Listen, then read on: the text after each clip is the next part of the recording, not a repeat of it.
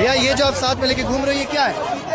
ये है मेरे बड़े भाइयों का प्रेम, छोटे भाई का प्रेम, जो अंतिम संस्कार के बाद जो फर्ज होता है छोटे भाई का, उसे पूरा करने के लिए आया हूँ। जिस प्रकार माननीय हेमंत जी का आज और राहुल जी का और तेजस्वी जी का जो अंतिम संस्कार हो गया, तो उसके बाद छोटे भाई का फर्ज है अंतिम संस्कार की जो रीति रिवाज होती है आदिवासी समाज में दत्वन जो सखुआ पवित्र माना जाता है, ये उड़द चावल, अरवा चावल भोजन के रूप में इस्तेमाल किया जाता है। उसके बाद कलश भी लाया हूँ, स्वर्ण रेखा में उनकी अस्थियों को बटोर के बहाने के लिए मैं आया हूँ और अपने छोटे भाई का फर्ज अदा करने, क्योंकि मुर्दों को समाज में कोई काम नहीं है।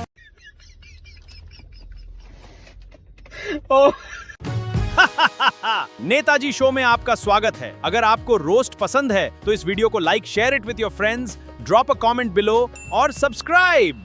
हाय गाइस, भाईज एंड माय डियर एनिमीज, मेरे हाथ में ब्रेन है, इसे भेजा कहते हैं। तेजा ने नहीं भेजा, प्रधानमंत्री ने भी नहीं भेजा, हमने दुकानदार को पैसे दिए, उन्होंने पोर्टर से भेजा। ये भेजा असली नहीं है, मॉडल है, ये शोर नहीं करता, इसलिए गोली मारने की जरूरत नहीं, ये साइलेंट रहता है। इस भेजे के दो पार्ट यहां नजर आ रहे हैं। मैं कोई न्यूरोसर्जन नहीं, मगर जानना चाहता हूं कि किस पार्ट में अर्बन नक्सल रहते हैं और किस पार्ट में दिमागी नक्सल। चापलूसी की सियासत शुरू हो गई है। पहले कांग्रेस नेता मणिशंकर अय्यर ने राहुल का विकल्प सोनिया को बताया। अब विदेश मंत्री सलमान खुर्शीद ने चापलूसी की सभी हदें पार कर दी। उन्होंने सोनिया गांधी को देश की मां बताया। सलमान खुर्शीद ने कहा है कि सोनिया गांधी राहुल की ही मां नहीं है, बल्कि उनकी मां भी हैं, पूरे देश की मां है। माना जा रहा है कि अब कांग्रेस 2014 में सीधे सोनिया वर्सेस मोदी। चलिए इस रील में आज आपको एक राज की बात बताती हूँ। क्या राज है? राज ये है कि Narendra Modi has lost the plot. 12 बार लाल किले पर चढ़कर तकरीर देने के बाद नरेंद्र मोदी को 13वीं स्पीच में समझ में ही नहीं आया क्या करना है, क्या कहना है, क्या करना है, कुछ समझ में नहीं आ रहा है। सारा नैरेटिव फेल हो गया, हिंदू मुस्लिम फेल हो गया, मंदिर मस्जिद फेल हो गया। अब जो हमारा युवा है वो कह रहा है हमें स्कूल दीजिए, नौकरी दीजिए, रोजगार दीजिए। पूरे तरीके से नरेंद्र मोदी, मैं कहूँगी उनकी पूरी सरकार, उनके तमाम एडवाइजर्स, उनका पूरा मंत्रिमंडल, किसी को कुछ समझ में नहीं आ रहा है कि करना क्या है। और जब कुछ न समझ में आए तो क्या किया जाए, तो कह रहे हैं दिमागी नक्सल। आप सोचिए, मुझे याद आ रहा था सोनाक्षी सिन्हा की वो बात जब वो कह रही थी कि हमें थप्पड़ से नहीं प्यार से डर लगता है साहब, तो इनको बंदूक से नहीं अब दिमाग से डर लगता है साहब। नरेंद्र मोदी पूरे तरीके से एक नई स्क्रिप्ट की उनको ज़रूरत है। अब उनके निर्माता निर्देशक कौन हैं आप भी जानते हैं और मैं भी जानती हूँ।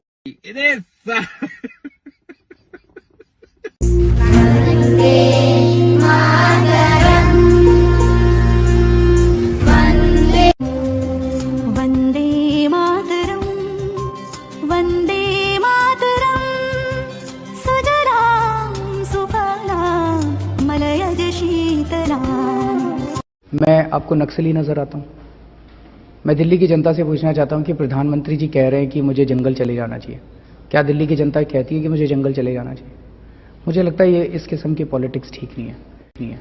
मैं नक्सली हूं क्या? मैं नक्सली दिखता हूं आपको? आप ही बताओ। आप तो अब मेरे को इतने सालों से जानते हो, मैं नक्सली हूं, मुझे जंगल चला जाना चाहिए। ये सब दोगलापन है। मैं तेरा दोगलापन उतारता हूं। अब मैं प्रधानमंत्री जी को कहना चाहता हूं कि मैं अरविंद केजरीवाल आपके हिसाब से दिमागी नक्सली हूं, क्योंकि मैं देशभक्त हूं और मुझे इस बात का गर्व है।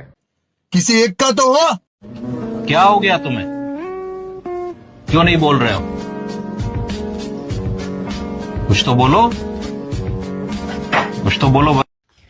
ये माँ बहन चोर दिमागी नक्सल गटर से निकल के आ रहे हैं लाइक कॉकरोच। लेकिन एक बुढ़ा आदमी दिमागी नक्सल बोल के, जिसको तू बुढ़ा बोल रही है, जब उसकी उम्र में आएगी तो तेरे चेहरे पे सिर्फ काले धब्बे ही रह जाएंगे जो अभी थोड़े थोड़े दिख रहे हैं, और तू है दिमागी नक्सल बहन की लाडली।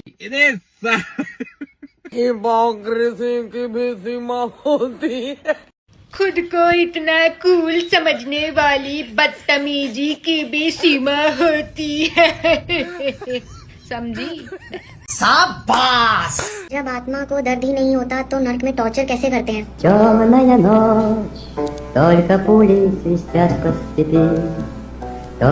कैसे सोच लेते हो ये सब यार? अरे दीदी, कहाँ आत्मा, टॉर्चर, नरक ये सब हिंदुओं ने बना रखा है। सच्चाई ये है कि आत्मा को मिलती है ऊपर 72 हूरें हैं, सोने चांदी की 72 हूरें हैं, सुंदर परियां, मतलब 72 बहुत ज्यादा सुंदर परियां, इतनी सुंदर, इतनी पावरफुल परियां कि अगर खारे पानी में थूक दे तो वो पानी भी मीठा हो जाए। ये बोलना चाहिए था आपको वीडियो में, तब आते ज्यादा व्यूज, क्योंकि यही है सच्चाई। क्या अच्छा हिंदू धर्म को टारगेट करना है बस, लेफ्टिस्ट हो इसलिए? चलो कोई बात नहीं। बाकी जो आपने वीडियो में एक्टिंग की है, सैल्यूट है आपको। आपने अर्जुन कपूर को जो टक्कर दी है, मैं ये कह रहा हूँ अपना क्राइम पेट्रोल में ट्राई करो लाश के रोल के लिए। आपको अगर ना मिले तो मेरे से कहना। इनके बाप दादा की उम्र बीत गई नक्सलियों से लड़ते लड़ते, अब बेटे को प्राउड नक्सलवादी बनना है। मोदी जी ने 2 शब्द क्या बोल दिए, सारे नक्सली अपने बिल से बाहर निकल गए, ढूंढना नहीं पड़ा, काम आसान कर दिया भाई। और अपने खिलाफ वाले लोगों को दिमागी नक्सल बोल देता हूँ। अगली बार कुछ भी उठपटांग बोलने से पहले 100 बार सोच लेना। अबे ध्रुव राठी, इतने तो कॉमन सेंस होने चाहिए ना कि नक्सली मतलब क्या होता है। इन शॉर्ट ये वही लोग हैं जो देश के लिए खतरा और उसके डेवलपमेंट के अगेंस्ट होते हैं। और कोइंसिडेंटली अभी जो 1 महीने पहले खुद को प्राउड कॉकरोच कह रहे थे, आज वो खुद को प्राउड नक्सली कहते हैं। अभी 4 महीने बाद कोई पॉटी पर कमेंट कर देना तो एक खुद को पॉटी जनता पार्टी बना के खुद को ये प्राउड टट्टी घोषित कर देंगे। मतलब सच में यार, सी टाइप का सिर्फ चार्जर नहीं होता है। पहली बात, जिस पेपर लीक को लेकर ये लोग हंगामा मचा रहे हैं वो पेपर लीक का केस है ही नहीं। एक्चुअली में पेपर लीक नहीं हुआ है वहां पे, वो एक हाईटेक चीटिंग स्कैंडल है जहाँ पर कुछ लोगों ने चीटिंग करी थी। इसे बोलते हैं अपनी ऑडियंस का पागल बनाना। तो इसका कहना है कि पंजाब में कोई पेपर लीक नहीं हुआ, वो सिर्फ एक हाईटेक चीटिंग थी। तो भाई पहले डेफिनेशन को साइड रखते हैं और सिर्फ फैक्ट्स पे बात करते हैं, फिर आप खुद डिसाइड कर लेना। पंजाब में 454 फार्मेसी ऑफिसर्स की पोस्ट की रिक्रूटमेंट को लेकर चीटिंग के सीरियस एलिगेशन सामने आए। इसके बाद matter Punjab and Haryana high court तक पहुंचा और कोर्ट ने रिक्रूटमेंट प्रोसेस पर स्टे लगा दिया। अब आप ये बताओ कि प्रोसेस इतना क्लियर और कंट्रोल्ड था तो फिर कोर्ट को इस पे स्टे क्यों लगाना पड़ा? एलिगेशन के मुताबिक एग्जाम हॉल में हिडन कैमरास और ब्लूटूथ ईयरपीसेस का यूज हुआ, क्वेश्चन पेपर की फोटो बाहर भेजी गई और इंटर स्टेट गैंग से आंसर आए और कैंडिडेट्स तक पहुंचाए गए। और बात सिर्फ फार्मेसी तक सीमित नहीं है। PSRLM की 85 एडमिनिस्ट्रेटिव पोस्ट की रिक्रूटमेंट पर भी हाई कोर्ट में सवाल उठ रहे हैं। क्वालिफिकेशन और इंटरव्यू के 30 मार्क्स को लेकर कोई ट्रांसपेरेंसी नहीं थी क्योंकि मार्क्स का कोई प्रॉपर ब्रेकअप अवेलेबल नहीं था। पुलिस इन्वेस्टिगेशन में एक रैकेट में 3.5 से 13 लाख तक सिर्फ एक सीट के लिए चार्ज करने के एलिगेशन सामने आए हैं। तो भाई अब सिंपल सवाल है कि अगर क्वेश्चन पेपर बाहर जा रहा है, आंसर अंदर आ रहे हैं और रिक्रूटमेंट प्रोसेस में लाखों की डील हो रही है, तो फिर प्रोसेस क्लीन कैसे है? मंदिर में पैसा आए तो टेम्पल इकोनॉमी, और कोचिंग वाला पैसा कमाए तो कोचिंग।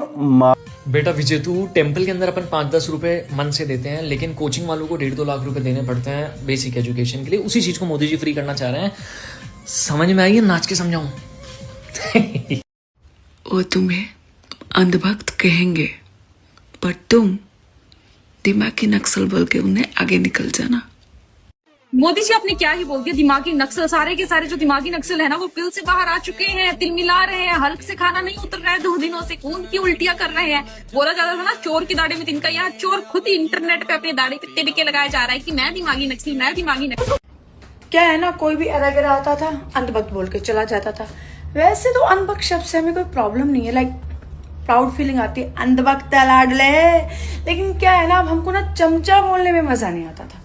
क्या है ना, चमचा शब्द कांग्रेसियों के लिए बना है, लेकिन बीजेपी का विरोध तो TMC वाले भी कर रहे हैं, ये आम आदमी वाले भी, समाजवादी पार्टी वाले भी, ये कांग्रेसी फलाना दिखड़ाना सब कर रहे हैं। तो क्या है ना, इन सब लोगों के लिए हमारे हित में हमारे प्रधानमंत्री ने हमारे लिए सोचते एक शब्द का निर्माण किया, दिमागी नक्सल। वाह, शब्द में वजन है, मतलब सही जच रहा है बॉस। दीदी भैया यानी सखी बंधु। मैंने दीदी भैया क्या गलत बोला? अब अपने आप को दोनों चीज मानती हो, दीदी भी भैया भी, तो मैंने दीदी भैया बना दिया ताकि आपको दीदी अच्छा लगे दीदी रख लो, भैया अच्छा लगे भैया रख लो। इसमें गलत कहाँ है? आप पॉडकास्ट में जाके बोल रही हो कि एक गाय है ऑन इंस्टाग्राम, यानी मैं मनीष चौहान नाम ले सकती हो, I don't have any problem. तो क्या गलत है? मैं मेरे को बोल रही हो आप मैं क्वेरफोबिक, जुबान लड़खड़ा गई भाई बोलते मैं कोई क्वेरफोबिक नहीं हूँ, मेरे को ट्रांसजेंडर से कोई एलर्जी नहीं है। मेरे को दिक्कत जाती है किससे? ये डफली वालों से दिक्कत है, लेफ्टिस्टों से दिक्कत है, मेरे को बहुत ज्यादा दिक्कत है। अंदर इनके लिए नफरत घृणा है मेरे मन में। ज्यादा हो गया क्या? पर है तो है। तो मैं आपसे रिक्वेस्ट यही करना चाहता हूँ कि फालतू की बकचोदी मत करो। JNU से हो आप, डफली गैंग से आप, जाके पढ़ाई वढ़ाई करो, अच्छा भारत का नाम रोशन करो, दिल से रिस्पेक्ट आपकी मैं तब करूंगा, अभी नहीं है, जब आप कुछ करके दिखाओगी, है ना। मनीष चौहान, जय हिंद। तस्वीर देखो और खुद तय करो। है खुद का तय करे तो तने छोड़ दिया, हमारे तय करे पे कैसे विश्वास करेगी। चल फिर भी बोल। प्रधानमंत्री जी ने अपनी पॉकेट में तिरंगे में 3 रंग सजाए थे। हाँ तो तिरंगे में 3 रंग ही हो, ओ सॉरी अशोक चक्कर भी हो। रंग रखने का स्टाइल देखो, पहला हरा, फिर सफेद, फिर केसरी। अच्छा 3 रंग रखने का भी स्टाइल तेरे अकॉर्डिंग होना चाहिए। नेता और उसके डिजाइनर कम से कम नू तो देखते 15 अगस्त ने कौन सा रंग होता है, याद तो रखते। अच्छा रंग भी तेरे से पूछ कर रखेंगे कि जेब में कौन सा रंग रखना है। विपक्ष अब सीधा यही कह रहा है कि लगता है कि साहब ने उर्दू में तिरंगा पहन लिया है, सीधी की जगह उल्टा दिख रहा है। विपक्ष कह रहा है क्यों तेरा दिमाग गु खान जा रहा है? तू भी देख ले कि ध्वज संहिता में क्या कहा गया है कि 3 रंग के साथ साथ सफेद पट्टी पर गोल चक्कर होता है, जिसे अशोक चक्कर कहते हैं। उसमें 24 तिलियां होती है, गति का प्रतीक होता है, प्रगतिशील का प्रतीक होता है, धर्म का प्रतीक होता है, कई सारे चीजें उसमें देख ले। मतलब 3 रंग मिलाने से ही झंडा थोड़ी बना है। अगली बार जब दर्जी सीले डिजाइनर कुछ करे ना, तो देश के झंडे को अपने पास रखो, रंग को भी, ताकि आयरलैंड का नहीं हमारे प्यारे हिंदुस्तान का तिरंगा बढ़िया चमके। हाँ इसमें कोई दो राय नहीं कि तिरंगा चमका है, लेकिन 3 रंग तिरंगा नहीं होते, सपने। इतना तो नॉलेज कर ले। ध्वज संहिता में भी लिख रहा है कि भाई तिरंगा छाती से नीचे पहन भी नहीं सकते, उस पे केस है। इस हिसाब से तो यह जो रील बनाने लग रही ना, इसका जेल हो जानी चाहिए, लेकिन इसको होगी नहीं क्योंकि उस पे अशोक चक्र नहीं है। तेरे हिसाब से तो अशोक चक्र का कोई महत्व ही नहीं है। इससे तो पहले चरखा था, फिर चरखा लगा ले झंडे में, है पहले वंदे मातरम लिख रहा था, इस पे वंदे मातरम लिख ले, स्टार लिख ले। झंडा पूरा तभी माना जाएगा जब उसमें अशोक चक्र होगा। पढ़ लिया अगर थोड़ा। और आज तेरा सांप नहीं दिख रहा, दूध पीने जा रहा है।